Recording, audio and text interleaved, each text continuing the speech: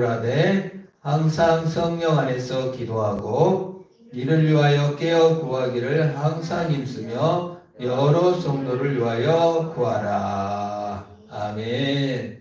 우리가 영적 전투를 하는 데 있어서 성령이 도와주셔야 되고 성령께서 함께 하셔야 이길 수 있습니다. 성령께서 함께 하시고 성령께서 도와주신 증거를 기도와 간구로 네 힘으로 되는 줄 아느냐? 하나님의 힘을 구해라. 네 혼자 사는 줄 아느냐? 하나님이 함께 한다라는 것을 강조하고 있습니다. 우리가 인생을 살면서 가장 중요한 것이 무엇입니까? 내 근거, 내 뿌리, 내 정체성을 어디에 두느냐입니다. 여기에 싸움이 성령과의 성령을 의지하는 것이고 기도와 간구로 주께 나가게 되는 거예요. 내 근거를 하나님께 두면 성령을 구하고 기도와 간구도 주님께 나를 다 맡기는 것이죠. 우리 근거를 어디다 뒀냐? 우리 뿌리를 어디다 뒀냐? 우리 정체성을 어디에 뒀느냐를 증명하는 것이 기도와 간구입니다.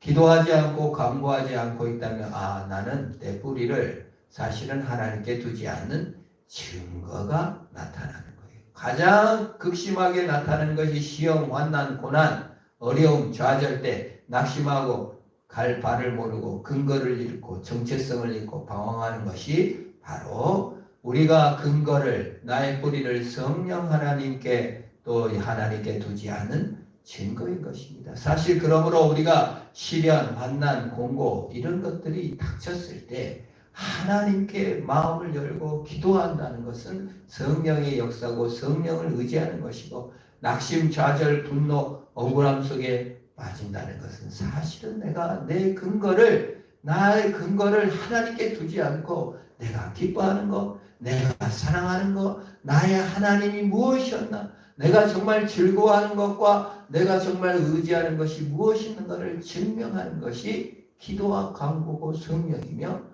환난과 고난이 올 때 그것이 증명되는 것을 보게 되는 것입니다. 영원한 것에 나의 근거와 뿌리를 두고 살 것인가? 아니면 일시적으로 잠깐 있다 없어질 것에 내 근거를 두고 사는가? 무엇을 사랑하는가? 무엇을 기뻐하는가? 무엇이 나의 신이요 하나님인가? 이것을 묻는 것입니다. 우리는 교회를 다니면서도 그렇게 생각해요. 나는 하나님을 의지하고 나는 하나님을 기뻐하고 하나님을 사랑하고 하나님이 나의 정체성이요 근거라고 믿습니다.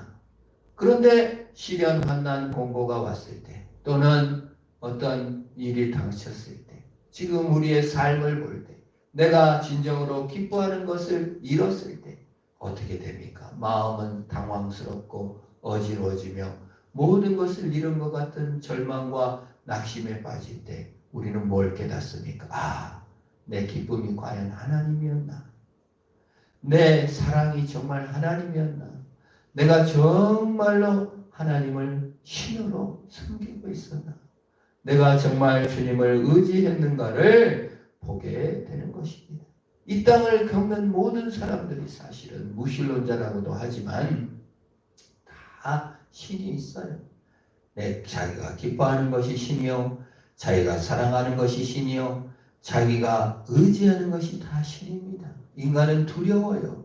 그래서 카르텔을 만들고 돈을 의지하고 은퇴 후의 삶이 두려워서 한전에 나온 사람들이 얼마나 또 한전 또 기재부 있는 사람들이 얼마나 카르텔을 만들어 심지어 우리나라를 망치는 사람이 그런 마피아, 기재부 마피아, 원전 마피아, 한전 마피아라고 부릴 정도로 은퇴 후에까지 계속 영향력을 행사하며 정관 외우라는 입으로 검찰의 그 어떤 조작, 날조, 은퇴 후에서도 계속 돈을 버는 100억을 못 보면 검사 벗고 나와 100억을 못 보면 바보다. 이런 말이 지금 공견하게 나오는 것이 무엇입니까? 내 두려움. 내가 그것이 없이는 못 살아요. 그래서 월급 받고 퇴직금 받으면 다 살 수 있을 것 같은데 그럴 거 없이는 못 살 것 같으니까 그렇게 카르텔을 만들어 운영하고 그걸 못 이루면은 모든 것을 잃은 것처럼 불법이든 조작이든 다 하는 것을 보게 되는 겁니다. 이게 사회를 좀먹게 하고 우리 자신이 결국 어떤 것입니까? 인간이라는 존재는 두려움 때문에 자기의 기쁨과 자기의 사랑과 자기가 의지하는 것이 무엇인가를 결국 보여주는 거예요. 권력과 힘을 의지하는 그걸 통틀어서 우상숭배라고 합니다. 그래서 인생의 과정은 사실 우상을 섬길 것인가 하나님을 섬길 것이며 하나님을 섬긴다는 것은 우상을 하나 둘 벗겨 나간다는 거예요. 단지 제사상에 절을 하나에 앉느니 불교니 모슬렘이니가 문제가 아니라 우리 온 인생은 사실 내 기쁨, 내 정체성, 내가 사랑하는 것, 내가 의지하는 것이 무엇인가 그것이 나의 우상입니다. 하나님 아닌 것을 하나님같이 좋아하고 그것을 신뢰하는 삶을 하나 둘씩 벗겨나가는 것이 그것이 성령을 의지하는 것이고 그것이 믿음의 길인 것입니다. 참 그것이 힘들어요. 그래서 우리 종교인들, 교회를 다닌 사람들이 자기는 우상을 벗고 하나님을 섬긴다는 착각을 하기가 쉬워요. 그게 요나서가 있는 거예요. 요나의 기쁨은 무엇입니까? 요나가 사랑하는 것은 무엇이었습니까? 요나가 죽고 못 살고 좋아하는 것은 무엇이었습니까? 민족의 해방과 민족이 잘 되는 거예요. 그런데 하나님께서 요나야 니누의 성으로 가서 회개를 전파하라. 니누에 가가지고 너희들 멸망한다. 이러면 우리가 복음을 전할 때 그 사람을 사랑함으로 그 사람이 죽어가는 것이 안타까워 복음을 전합니다. 그러나 요나는요 니누의 성에서 속으로 웃으면서 이놈들 잘 됐다. 너희들 멸망받아. 아이고 지옥 잘 가버려라. 웃으면서 비웃으면서 복음을 전하지 않았나 생각돼요. 전혀 사랑하지 않았어요. 그리고 그들에게 회개를 전파했는데 회개합니다. 그래서 요나가 기분이 나빠가지고 죽여주세요. 그냥 자기가 죽어도 나의 기쁨, 민족의 기쁨 그건 양보할 수가 없는 거예요. 죽여주세요. 죽는 것이 합당합니다. 원통하고 분하고 참을 수가 없는 거예요. 회개해가지고 이제 제정신 찾았으면은 요나가 다시 내려가가지고 이 백성들이여 회개하고 하나님이 진노를 연기셨으니 하나님께 예배합시다. 거기다 개척교회를 하고 예배를 드리고 복음을 전한 게 아니라 하나님께 저놈들 무서워하고 잠시 회개한 것일 뿐이요 하나님 믿는 것도 아닌데 왜 살려주십니까? 하고 가지도 않고 그냥 나를 죽이세요. 죽는 것이 낫겠습니다. 라고 따지는 것을 보게 됩니다. 요나의 우상이죠. 요나가 기뻐하는 건 뭐였습니까? 민족의 독립. 요나가 사랑하는 건 뭐였습니까? 자기 몸죽의 용서. 그렇습니다. 사실 우리나라가 참 타 나라보다 일본보다 북한보다 중국보다 더 큰 나라가 되기를 소망은 하지만 그것이 하나님을 믿는 것보다 더 높아져서는 안 되는 거예요. 우리가 이게 참 이것도 나라를 사랑하는 것조차도 우상이 될 수 있다는 거예요. 우리 신앙인이 신앙생활 한다는 이름으로 너무나 많은 우상을 숭배할 수가 있다는 거예요. 그 우상을 벗겨야 됩니다. 하나님이 오셔서 도와주셔야 하나님 좋은 줄을 알아야 그걸 끊지요. 어떻게 우상을 끊을 수가 있습니까? 내가 기뻐하는 거, 내가 사랑하는 거, 내가 의지하는 거, 나의 참신, 내가 나의 근거, 나의 정체성을 어떻게 끊을 수가 있어요? 끊어지지가 않은 거예요. 그래서 성령을 보내셔서 오늘 기도와 간구를 뭘로 하래요? 성령 안에서 구하라. 그리고 다른 사람도 성령 안에서 살도록 기도하라고 우리에게 가르쳐 주는 거예요. 성령을 누리지 않으면 성령을 받지 않으면, 성령이 함께하지 않으면 그 기쁨이 옮겨져요. 오직해야 사람 바꿔서 못 쓴다는 말이 다 있겠어요. 도박을 끊으려고 해도 안 끊어지고 마약을 끊으려고 해도 안 끊어지는 것이 인간입니다. 위대한 그 작가 도스토예프스키는 도박을 끊으려고 얼마나 애를 썼는지 몰라요. 근데 도박을 끊지 못했어요. 그가 하나님의 은총과 구원을 그토록 바란 것은 자기가 그토록 죄인이었기 때문이었는지도 몰라요. 참 인간이라는 것이 얼마나 연약한 존재요. 우상이라는 것을 끊기가 얼마나 힘든 것인지 몰라요. 연예인들이 쉽게 빠지잖아요. 얼마나 끊기가 힘든지 완전 망신에 개망신을 당하고 그냥 자숙을 하면서도 또 몰래 가서 하는 것입니다. 이게 인간이다 그 말이에요. 저는 그 모습에서 우리가 모두 다 성령을 받아야 되는구나. 성령을 의지해야 되는구나. 그래서 오직해야 사도 바울이 뭐라고 합니까? 에베소 교회에 가갖고 너희가 믿을 때 성령을 받았느냐? 모릅니다. 세례 요한의 세례는 뭐지만 성령 세례는 무엇입니까?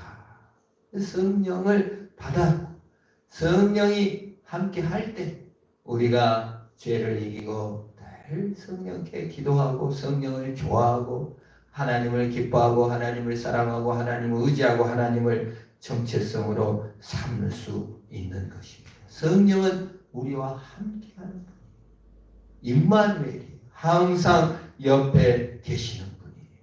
우리가 아무리 자동차가 좋아도 벤츠가 있어도 뭐가 있어도 연료가 없으면 그걸 달릴 수 있겠어요? 우리 인간이 아무리 주님께 좋은 직분을 받았어도 성령이 우리 안에 늘 함께 하여야 성령 충만을 받아야 우리가 기쁨으로 함께 할 수 있는 줄 믿습니다. 요즘 성령이 너무 필요한 시대예요. 혼밥이 너무 당연하고 1인 가구가 60% 늘어나고 있고 정말 외로운 시대입니다. 결혼도 안 한다는 거예요. 어느 가장 지금 현 청소년들이 가장 결혼 안 하는 시대예요. 참 그걸 결혼을 바라지도 않는 사람들이 너무너무 많다는 겁니다. 외롭죠. 힘들죠. 어렵죠. 그래서 이 시대는 바로 성령의 시대구나. 외로우니까 자기 나름대로 우상과 자기 나름대로 삶, 자기 삶을 추구합니다. 그러나 성령을 받아야 됩니다. 요한복음 14장 16절에 하나님은 성령은 어떤 분입니까? 내가 아버지께 고하겠으니 그가 또 다른 보혜사를 너에게 주사 영원토록 너희와 함께 하리니. 성령은 첫째 어떤 영이라고요? 너희와 함께하는 영이다. 우리가 기도할 수 있고 간구할 수 있고 기뻐할 수 있고 사랑할 수 있고 의지할 수 있는 건 저 멀리 계신 게 아니라 우리와 옆에 계시기 때문에 그렇습니다. 17절에 14장 17절도 그렇습니다. 그는 진리의 영이라 세상은 능히 그를 받지 못하나니 이는 그를 보지도 못하고 알지도 못합니다. 못 받아요. 세상은 못 받는데요. 세상은 외로워요. 세상은 그렇게 카르텔을 만들어야만 되고 뭔가 의지해야 되고 뭔가 빠져야만 돼요.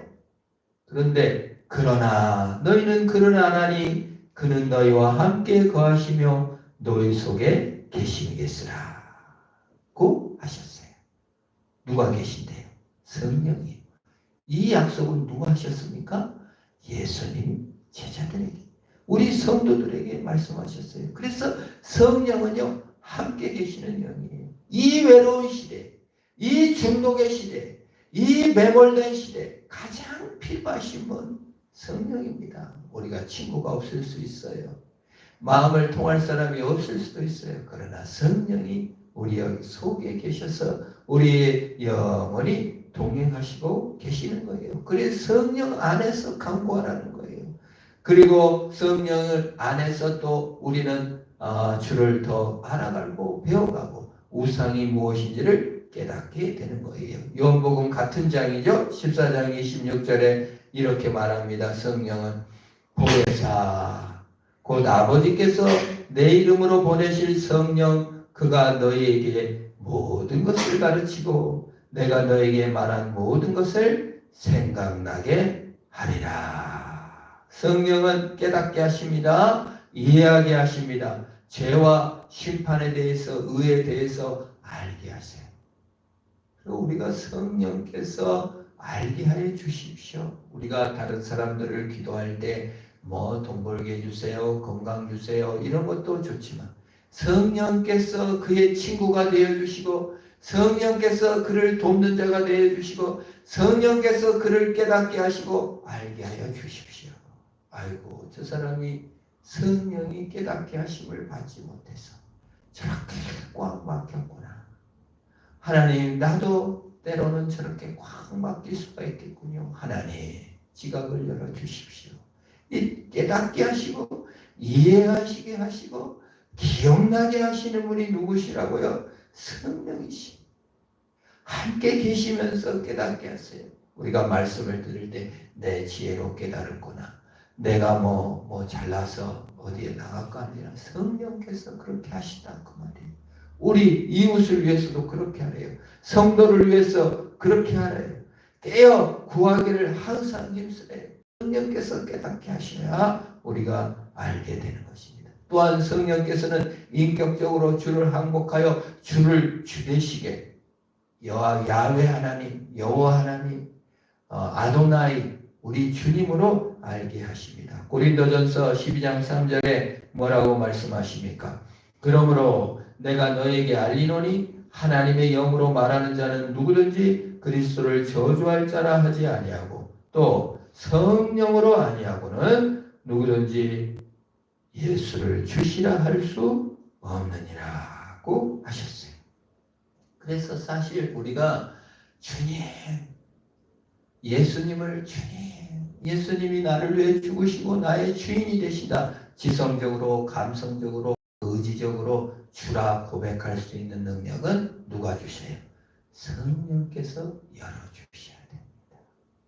성령이 만져줘야 주로 고백할 수 있어요. 우리가 아직 인격적으로 주를 만나지 못해 지성도 감성도 의지도 열리지 않았다면 성령이 충만하여 열어주시옵소서라고 기도하는. 그래서 성령 안에서 간구할 때 하나님, 내가 주를 더 인격적으로 주되심을 인정하는 삶을 살게 하시고 저 친구도 내 자녀도 성령을 주로 고백하게 하옵소서. 또한 성령은 뭘 주십니까? 우리 잘 아는 본문이죠. 사도행전 1장 8절 뭐라고 말씀하십니까? 오직 성령이 너에게 임하시면 너희가 권능을 받고 예루살렘과 온 유다와 사마리아와 땅끝까지 이르러 내 증인이 되리라. 성령이 뭘 준대요?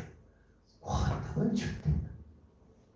베드로는 평범한 어부였지만 또 성령 받기 전에는 무섭고 두렵고 도망가고 저주 맹세하며 예수를 부인했던 초라한 사람이었고 다른 사람과 비교해서 우월함으로 자기 자신의 정체성을 삼고 남과 비교하는 자였고 자존심을 내세우는 자였고 도망가는 자였고 칼을 준비해서 육신의 기회로 삼았던 자였지만 성령을 받고는 하나님의 권능으로 복음을 전함으로 말미암아 3,000명이 한꺼번에 회개하는 역사도 베드로에게 허락해 주셨습니다. 물론 숫자 많음과 적음은 아무 상관도 없어요.